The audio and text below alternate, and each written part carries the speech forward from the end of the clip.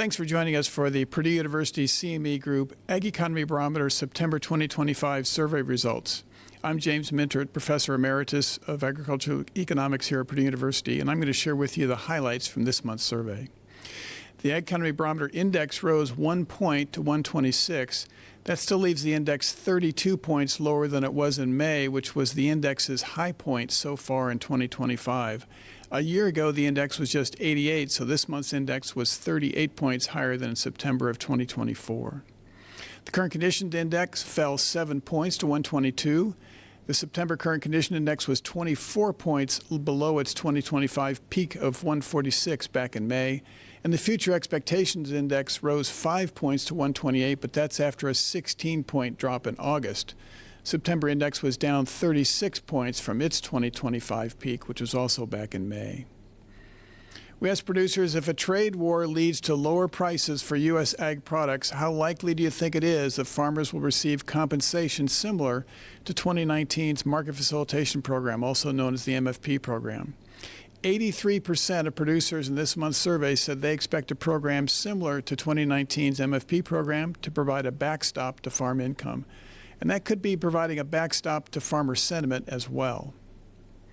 The Farm Financial Performance Index fell 3 points in September to 88. This month's index reading was 21 points lower than it was in May. Farm Capital Investment Index fell 8 points to 53. That's a turnaround from last month's rise in the index. The September reading is the second lowest reading for the index in 2025. Back in January, the index at 48 was the lowest reading. The short-term farmland value expectation index at 106 was 6 points lower than a month earlier and was 18 points lower than its 2025 peak of 124, which was set back in May. We continue to ask producers what their biggest concerns are for their farming operation, and it comes as no surprise that high input cost remains the top concern, followed by low output prices for crops and livestock.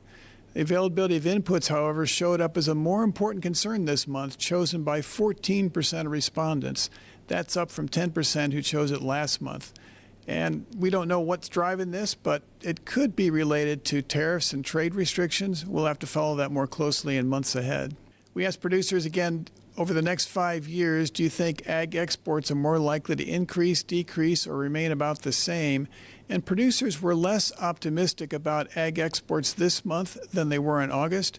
The percentage expecting exports to grow fell, and the percentage expecting exports to decrease actually rose this month. We did a follow-up question that says, do you expect the increased use of tariffs by the U.S. to strengthen or weaken the U.S. ag economy in the long run?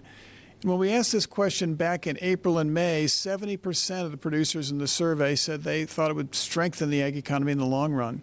But producers in September were not as confident that the U.S. tariffs policy would strengthen the ag economy in the long run, with just 51% of respondents saying that they expected it to strengthen the ag economy in the long run.